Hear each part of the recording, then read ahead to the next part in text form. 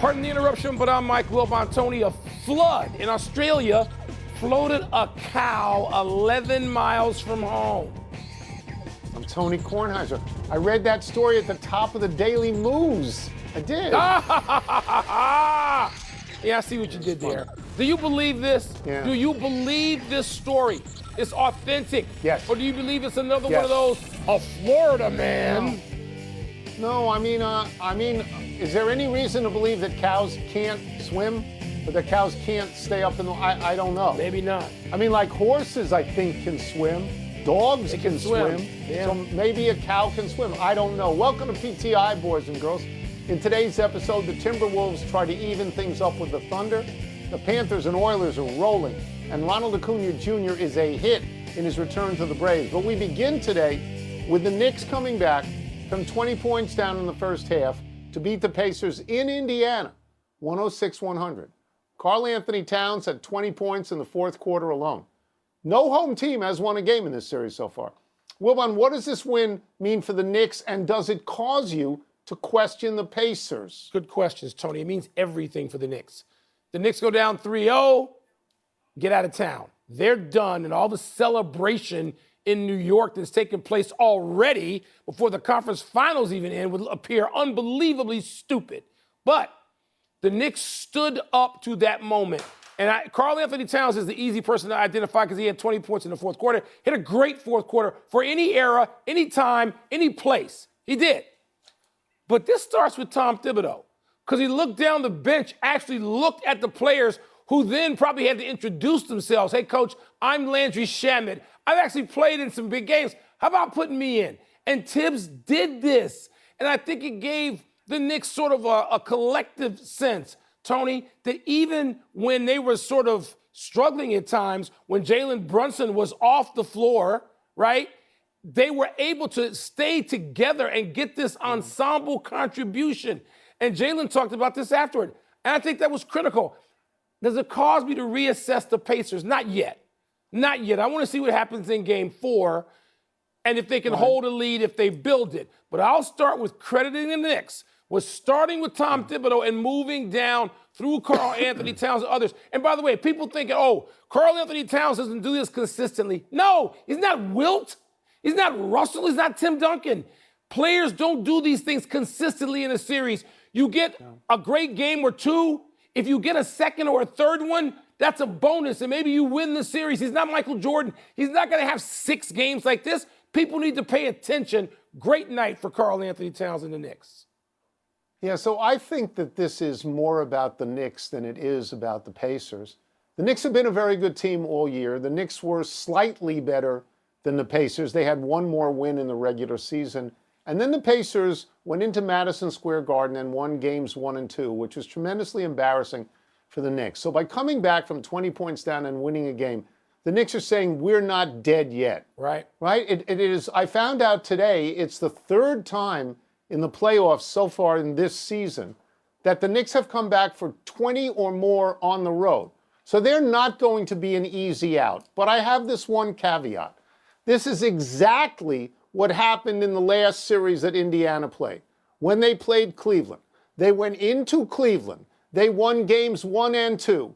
They came home for game 3. They got blowed out by 22. And then they won game 4. And then they won game 5 and the series. So this could be deja vu all over again. I don't know what this game means for the series. But if you surmise, and you surmise correctly, that the Knicks showed us what they had in game 3, I think it's particularly appropriate to think that the Pacers will show us what they have in game 3. Tony, and that's perfectly fair. It is. It turned this into a series, by the way. So you're not one of the New Yorkers, native New Yorkers, going around saying Knicks in 6? You're not doing that like half the fan base? No. Okay. Not me. No. Because you and I have seen decades and decades of basketball. Nothing's decided yet. Over in the West, the Thunder and Timberwolves are back on the floor tonight for Game 4 in Minnie. The T-Wolves won on Saturday by 42. A huge turnabout from the opening 2 games in OKC, which the Thunder just dominated. Tone, do you like Minnesota's chances of tying the series tonight? All right, so bear with me on this rant of sorts. Okay. I think that in many series, the most important game is game 4. Now, not in a series like we have in the NHL with Florida and Carolina that's 3-0, and it's certainly not as important as a game 7. But in a series like this, in a 2-1 series like this, you know, I think that it goes a long way to determining who wins. If you get it to 2-2, then you've held serve, then the home court advantage exists again, and then it's like the first 4 games didn't get played at all. But if it goes to 3-1, that's different. That tilts the playing field. You can get to 3-2 from 3-1 easily, but it's very hard to get from 3-1 to 3 wins in a row and win the series. That's a hard thing to do. I like Oklahoma City. I think they were significantly better during the regular season than Minnesota. I am mindful, Mike, that that's a 42-point win. It's an enormous win. Huge. But a lot of coaches will tell you, I'd rather get beat by a lot than get beat late by a little. Minnesota is at home. You and I both know the old cliche, which is true. The series doesn't start until the home team loses. So do I think Minnesota's going to win this one? I don't. But I think you do. I do. I think you do. I do. We have honest disagreement here. I'm not about to get chesty about it. I mean, the playoffs have been fairly unpredictable for the NBA, where usually you're looking to have your beliefs confirmed. Not necessarily so in these series we've seen so far. Tony, Oklahoma City is not yet a great team. They're trying to become one. And if they win one with this personnel and they keep most of these guys together, the nucleus, they're going to become a great team. Whereas a year from now, they will take people out and there will be no times where they appear vulnerable, but they're not there yet. And Minnesota may be as close to that point as OKC, because Minnesota did this last year. They beat the defending champs, Denver, and then they got to the conference finals and lost, obviously, to Dallas. Tony, I think Minnesota at home will win. I think that when you have Anthony Edwards and Julius Randle playing effectively together at home, they can pile up another big win. I do believe that. So here's my feeling. I understand my exposure here because I'm tossing away game 3. Yes. I'm tossing away a 42-point game.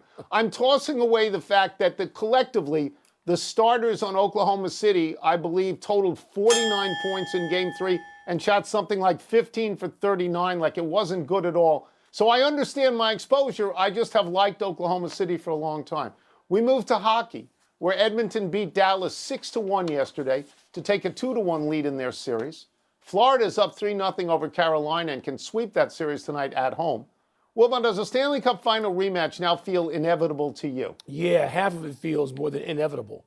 Half of it is like, can we just call this? You know, like in the Little League, where you get a 10-run slaughter rule, or AAU basketball, where you get whatever points you get. That's it. Game's over now. That appears to be the case with the Panthers. I mean, unbelievable. Yeah. Tony, and I don't use this word, but they've humiliated Carolina. They really have. That's right. They smacked them around. They beat them in terms of just on the scoreboard and then smack them around like a rag doll and say, we're tired of you people. Get out of here. And Carolina goes whimpering back to the bench. And it's really, I would think, if you're a part of that organization, embarrassing, or it ought to be. That is not the case with the Edmonton series, but Edmonton does feel in control right now. And when they scored those goals, bang, bang, bang, bang, last night, and you have Connor McDavid, where he doesn't even have to score the goal. He doesn't have to be the play's finisher. He can start it, and he can still have great goals like that short-sided shot he put in the net last night at 100 miles an hour. Yeah, it feels inevitable to me. Yeah, so I don't know if it feels inevitable to me, but I do know that is the series I would like to see. These are explosive teams. They score a lot of goals. Over the course of the season, I believe that Florida scores 4.07 goals, Edmonton 3.97. Florida is crushing Carolina. Killing them. That score is 16-4 in 3 games. That plus 12 is the widest margin ever in a conference final. And Edmonton in the last 2 games has outscored Dallas 9-1. So, I mean, I don't. This doesn't happen that often. No. You have to go back to 2008 and 2009 when the Red Wings and the Penguins went back-to-back in the Stanley Cup Final Series. It's a long time. So I think it's a pretty big deal. And it's a really big deal because you get in Florida the defending champions, and you get in Edmonton a team with the greatest player in the league. So, I mean, to me, if I'm the NHL, that's the final I want. Yeah. Without question, right? I want that It's the one. final you want, and it's the final you're going to get. I don't see either one of the teams over. Look, Dallas has a much better chance of climbing back in because there's only one game difference. Sure. And challenging Edmonton and winning that series. No doubt about that. But, Tony, Carolina, wow. Talk about dead in the water. Carolina, for those of you keeping score, has now lost 15 straight. Ooh. 15 straight conference final games. Let's take a break. Coming up, Ronald Acuna Jr. makes a remarkable return to the Braves. And 2 days in, just 2 days, 3 big names are already out of the French Open. Might surprise you. Small point about Edmonton. Remember when they gave up power play goals, bang, bang, bang in the first game to Dallas? None since. Right. None since. Well, they've worked on that. Yeah. They seem to have solved that. They better have solved it. Can't play like that and win. Giving up the... Jack. It's time to find out what's popping with the populace. Let me see what's first. Put on my glasses. What's the word for Ronald Acuna Jr.'s return to baseball weekend? Okay, Tony, to recap for people who might have been paying attention to something else. On Friday versus the Padres, the first pitch as he leads off the bottom of the first, a 467-foot home run. This comes almost 12 months to the day after he tears up his knee, has to miss the year. And then and by the way, he also threw out a runner at second. I mean, take a look at this throw. Are you kidding me? This has Roberto Clemente written all over it. Then on Saturday, Acuna hits another home run in that at bat. And on Sunday, there's a near outfield assist. We're going to see that coming up, where he throws just a bullet and almost throws a guy out. I mean, Tony, my word is fictional. You don't have this kind of return. It's a script that's written that doesn't seem real. And yet, in that uniform, by the way, the Braves should wear those all the time. The guy is so spectacular. He's a superhero so far in that first weekend. Yeah, so I have 3 words, and my words are where you've been. Because Acuna came back and started to play like his hair was on fire. Yeah. As you mentioned, first pitch home run, which I got used to seeing from Shohei Ohtani, but I hadn't seen it in a long time from Acuna because he'd been out for a whole year. First pitch home run, 467 feet. Throws a guy out, hits the home run the next day. I think you may have shortchanged the throw yesterday that almost got Manny Machado. Yeah. It's the second highest velocity of any throw velo. On an assist situation, right, all year. And it is a great throw. Great throw. So here's the thing. I pay attention to this division because the Nats are in this division. When the Braves don't have Acuna, they're an okay team. They're a 500 team. They're not a great team. If you give him a full year, they are a perennial playoff team. He is a difference maker. Yeah. Ohtani is a difference maker. Judge is a difference maker. You know, Mookie Betts, like he's on the short list of actual difference makers. Former MVP, he is. very recent. By the way, Cubs and Nats, I think, next week. I'm going to your ballpark, and I'm wearing an Ernie Banks jersey, and I dare anybody to say anything to me. No one's going to say anything to you because they expect you to do that. Good. That or a Northwestern jersey. No, Here's Ernie the next Banks. question. Biggest first-round exit at the French Open, Taylor Fritz, Emma Navarro, or Naomi Osaka? Okay, to recap again, Taylor Fritz, the number 4 seed, goes out to an unseeded player. Number 4 seed, boom, right out of there. Then also, you've got Emma Navarro, who is the number 9 seed, doesn't just go out. Goes out in 57 minutes, love and won to an unseeded player. And then Naomi Osaka, of course, a 4-time slam winner. She loses, but she loses to the number 10 seed, Badosa. That's hardly an embarrassing loss, even though she seemed crushed by losing in the first round later, because she's used to playing deeper in the tournament than the other two, than Fritz or Navarro. And it's a tough comeback, Tony. But I'm going to just say this real quickly. This reminds me of when Monica Seles came back. It took a while, took a long time, and Monica never really got all the way back, but she got to finals, I think, a couple of times. And Osaka's going to have to be patient with herself in this comeback. I love seeing her. You know, she's my favorite player out there, but I know this was difficult for her to internalize. I know she's your favorite player out there. You don't get a lot of chance to see her because she's out all the time. She's out early. She has not been past the third round in a major since she won her last major, the Australian Open of 2021. So her going out is not a big deal. Emma Navarro, as you say, love and won in 57 minutes. I think maybe she got an hour of free parking and saw she only had 3 minutes left to go get the car, so she got out of there. The answer here is Taylor Fritz, and I keep wanting to say Taylor Swift, but it's Taylor Fritz, because he's the 4, which means they projected him into the semifinals. He went out to the number 66 player in the world, Daniel Altmaier. When a 4 goes out on the first day, it's different than a 9. Yeah, it's different than somebody who used to be good. That guy beat Sinner. That guy beat Sinner. Come here, but let me ask you this real quickly. Who's the biggest star of the 3 people? Taylor Fritz, who's never won squadouche, as he used to say, Emma Navarro, or Naomi Osaka. Thank you. Osaka is the biggest star. You know who's a bigger star than she is? Serena Williams. And she's not playing anymore. You just can't go by star. Okay. It's not how it works. Enough email. Let's take one last break. Still to come, Tyrese Halliburton's father learns whether he'll be able to watch games in person again. They'd be lucky I'm not the commissioner. Team USA in hockey does something it hasn't accomplished in 92 years. There was Team USA. There was national hockey 92 years ago? Really? John McEnroe's a bigger star than Naomi Osaka. Pardon the Interruption is brought to you by Popeyes. Love that chicken from Popeyes. Ooh, send us some chicken. I like that. Happy time, people. Happy 26th birthday, Micah Parsons. The Cowboys' great linebacker was the 12th pick in the 2021 draft out of Penn State, where he won the Butkus Award. Parsons was Defensive Rookie of the Year when he had 13 sacks and was first-team All-Pro. Parsons has made 4 Pro Bowls, has twice been first-team All-Pro. The Cowboys tend to invent stars, but Parsons is legit, as are C.D. Lamb and Dak Prescott, and maybe George Pickens. Is this finally the year the Cowboys live up to their own hype?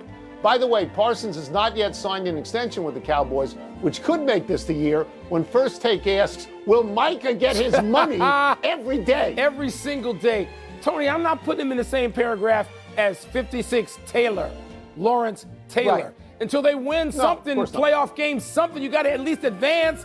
So I realize he's a great individual player, but the Cowboys got to deal with the Eagles and the Commanders in their own division.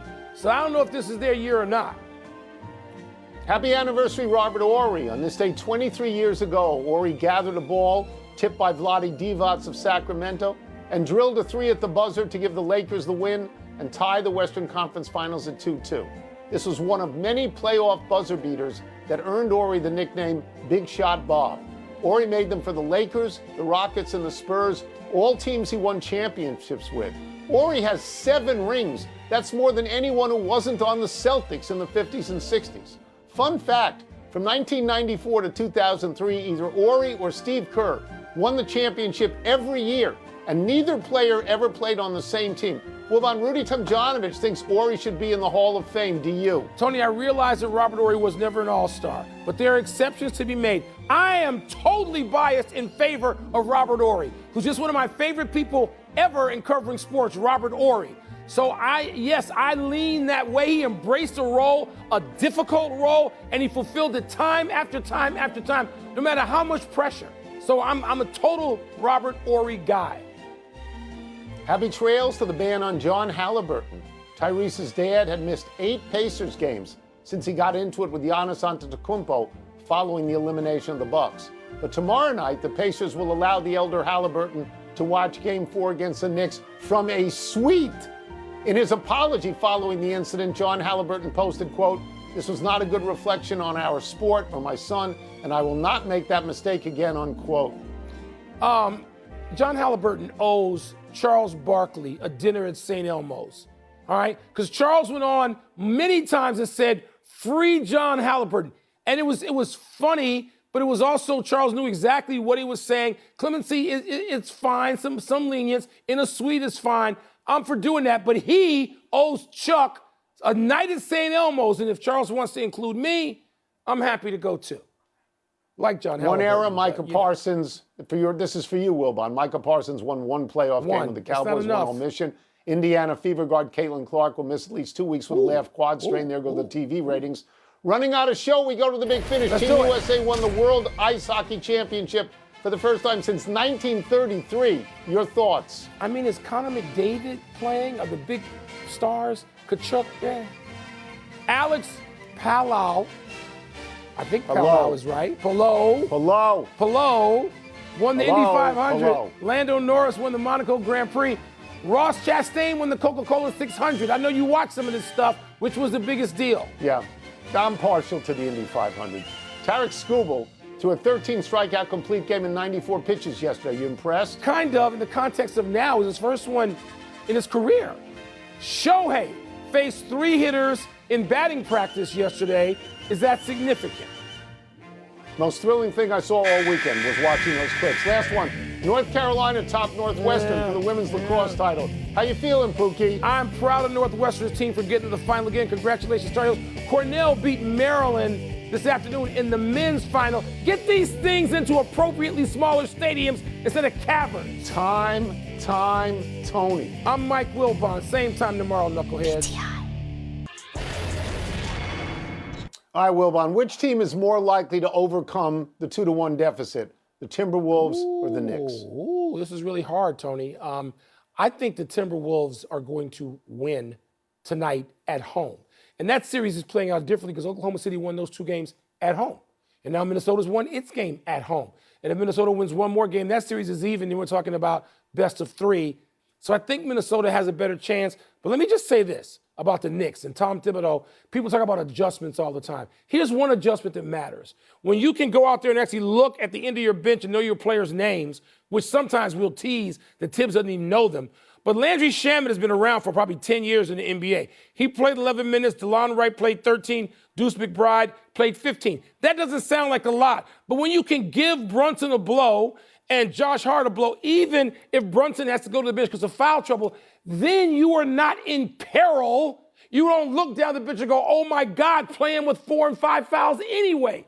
That's a big deal for the Knicks. I'm going to say Minnesota, but I think they both can overcome the 2-1 deficit, to be honest with you. Okay, my answer to this right out front is I don't know. It's interesting that you say you like Minnesota because in that series, the home teams have won the first 3 games.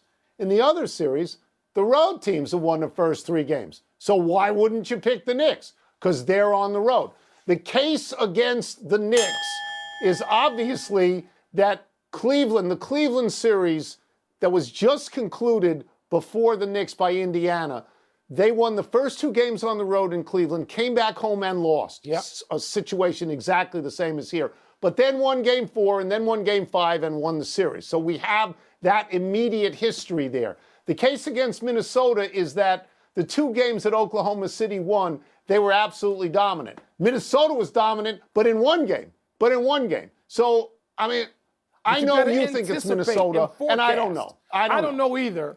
I don't know either. I don't know. And it looks, Tony, I think we would agree that Oklahoma City and Indiana look like the better teams right now as we go into these next games. But that's what makes it fun. And I think that's what makes these 2 series irresistible. Can't wait for tonight. That's it. We're done. Back to you.